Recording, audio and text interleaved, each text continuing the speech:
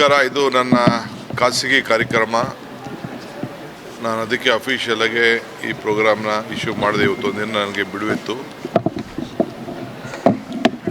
ಇಲ್ಲಿ ಇದೊಂದು ಭಾಳ ವಿಶೇಷವಾದಂಥ ಪವಿತ್ರವಾದಂಥ ಸ್ಥಳ. ನಮ್ಮ ವೀರ ಗಂಗಾಧರಜ್ಜನ ಐಕ್ಯ ಸ್ಥಳ ಇದು. ಅವರು ಏನು ಮಾನವ ಧರ್ಮಕ್ಕೆ ಜಯವಾಗಲಿ, ಧರ್ಮದಿಂದಲೇ ವಿಶ್ವಕ್ಕೆ ಶಾಂತಿ ಅಂತ ಏನು ಹೇಳಿದ್ದಾರೆ, ಇಡೀ ಪ್ರಪಂಚ ಈ ಮಾನವ ಧರ್ಮದ ಮೇಲೇ ಇವತ್ತು ನಿಂತಿದೆ. ಎಲ್ಲ ಜಾತಿ ಎಲ್ಲ ಧರ್ಮಗಳನ್ನು ಒಟ್ಟಿಗೆ ತೆಗೆದುಕೊಂಡು ಹೋಗುವಂಥ ಕೆಲಸ ನಮ್ಮ ವೀರ ಗಂಗಾಧರಜ್ಜ ಅವರು ಸಾರಿದ್ದಾರೆ. ಇದು ಅವರ ಕೊನೆ ಯಾತ್ರೆಯ ಸ್ಥಳ.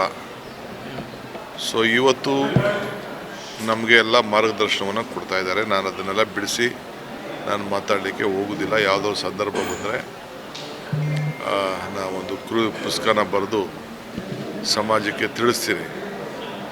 ಇಲ್ಲಿ 5,000 ಲಿಂಗಗಳು ಪ್ರತಿಷ್ಠಾಪನೆ ಆಗಬೇಕು ಅಂತೇಳಿ ಸಂಕಲ್ಪ ನಡೆದಿದೆ. ತ್ರಿಕೋಟಿ ಲಿಂಗ ಅಂಥೇಳಿ ಅವರು ಸಂಕಲ್ಪ ಕೂಡ ಅವರು ಮಾಡಿದರು.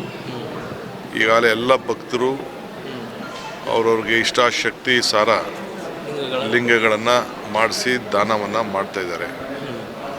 ನಾನು ಕೂಡ ಇದರ ಜವಾಬ್ದಾರಿಯನ್ನು ತೆಗೆದುಕೊಂಡು ಒಂದಷ್ಟು ಹಣ ಕೂಡ ಸರ್ಕಾರದ ವತಿಯಿಂದ ಬಿಡುಗಡೆ ಮಾಡಿಸಿದ್ದೇನೆ. ಈಗಾಗಲೇ ಸಮುದಾಯ ಭವನ 90% ಆಗಿದೆ. ಇಲ್ಲಿ ಭಾಳ ಅವಶ್ಯಕತೆ ಇತ್ತು.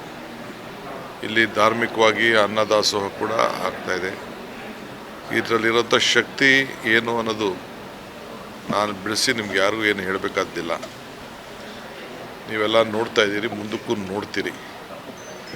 ಸೊ ಅದಕ್ಕೆ ಭಾಳ ಹಿರಿಯರೆಲ್ಲ ಈಗ ನೋಡಿ ಕೂತಿರೋ ಜಾಗ ಅವತ್ತಿನ ಕಾಲದಲ್ಲಿ 50 ವರ್ಷದಿಂದ ಹರಿಕೋಡೆಯವರೇ ಕೂಡ ಈ ಜಾಗ ಎಲ್ಲ ಇಲ್ಲೊಂದು 50 ಎಕರೆ ಜಮೀನು ಕೂಡ ಕೊಡಿಸಿ ಇಲ್ಲಿ ದಾನವನ್ನು ಕೂಡ ಮಾಡಿ ಇದಕ್ಕೆ ಒಂದು ದೊಡ್ಡ ರೂಪ ಕೊಡಲಿಕ್ಕೆ ಪ್ರಯತ್ನವನ್ನು ಮಾಡಿದ್ದಾರೆ.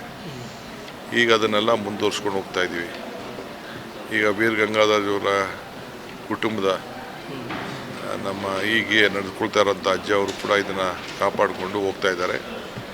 ಇದನ್ನು ಅವರ ಮಾರ್ಗದರ್ಶನದಲ್ಲಿ ಇವತ್ತು ಮಾಡಿಕೊಂಡು ಬರ್ತಾಯಿದ್ದಾರೆ. ಸೊ ಭಕ್ತನಿಗೂ ಭಗವಂತನಿಗೂ ವ್ಯವಹಾರ ಮಾಡೋಂಥ ಸ್ಥಳ ದೇವಾಲಯ. ಸೊ ಇದಕ್ಕೆ ನಾವೆಲ್ಲ ಈ ಮಠದಿಂದ ನಮ್ಮ ಅಜ್ಜನಿಂದ ಬೇಕಾದಷ್ಟು ಮಾರ್ಗದರ್ಶನವನ್ನು ಪಡೆದು ಅವರ ಆಶೀರ್ವಾದದಿಂದ ಒಂದು ದೊಡ್ಡ ಶಕ್ತಿ ನಮಗೆಲ್ಲ ಬಂದಿದೆ. ಅದಕ್ಕೆ ಇವತ್ತು ಬಂದು ಒಂದು ನಮಸ್ಕಾರ ಹೇಳೋಣ ಅಂಥೇಳಿ ಬಂದಿದ್ದೇನೆ. ಆಮೇಲೆ ನೀನು ಆಗ್ತಾಯಿದೆ ಅಂತ ನೋಡಬೇಕಾಯ್ತು. ಭಾಳ ದಿನದಿಂದ ಬರಬೇಕು ಅಂತಿದ್ದೆ. ಈ ಮಧ್ಯದಲ್ಲೂ ಕೂಡ ಬಂದು ಈ ಮುಕ್ತಿ ಮಂದಿರಕ್ಕೆ ಬಂದು ಭೇಟಿ ಮಾಡೋಂಥ ಅವಕಾಶ ಖಾಸಗಿಯಾಗಿ ಬಂದಿದ್ದೇನೆ.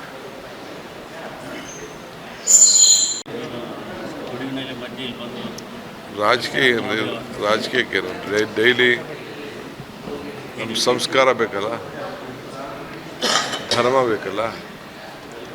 ಧರ್ಮ ಯಾರು ಬೇಡ ಅಂತ ಹೇಳ್ತಾರೆ, ಎಲ್ಲರೂ ಅವರು ಧರ್ಮನ ಕಾಪಾಡ್ತಾರೆ. ನಮ್ಮದು ಮಾನವ ಧರ್ಮದ ವಿಚಾರ, ಇದು ಮಾನವೀಯತೆ ವಿಚಾರ. ಈ ರಾಜ್ಯದಲ್ಲಿ ರಾಷ್ಟ್ರದಲ್ಲಿ ಯಾವಾಗಲೂ ಶಾಂತಿ ಇರಲಿ ಅಂತೇಳಿ ಅವರೇನು ಸಾರಿದ್ದಾರೆ ಅದನ್ನು ಸಂದೇಶವನ್ನು ನಾವೆಲ್ಲ ಉಳಿಸ್ಕೊಂಡು ಹೋಗಬೇಕು. ಆ ದೃಷ್ಟಿಯಿಂದ ಇಲ್ಲೇನು ಕೆಲಸ ಆಗ್ತಾಯಿದೆ ಅಂತೇಳಿ ತಿಳಿಲಿಕ್ಕೆ ಬಂದೆ. ಅದರಿಂದ ನಿಮ್ಗೆ ಅರ್ಥ ಆಗ್ತದಲ್ಲ ಅದ್ರ ಶಕ್ತಿ ಏನಿದೆ ಅಂತ.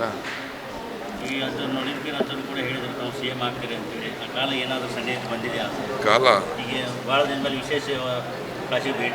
ನಾನಿಲ್ಲಿ ಕೂತಿದ್ದೀನಲ್ಲ, ಆ ಶಕ್ತಿ ಏನಿದೆಯೋ ಇಲ್ಲೋ ಅನ್ನೋದು ನನಗೆ ಗೊತ್ತಿದೆ. ಈಗ ಮಾತಾಡೋದಿಲ್ಲ. ಟೈಮು ಕಾಲ ಎಲ್ಲದಕ್ಕೂ ಉತ್ತರ ಕೊಡ್ತದೆ ಅಷ್ಟೇ.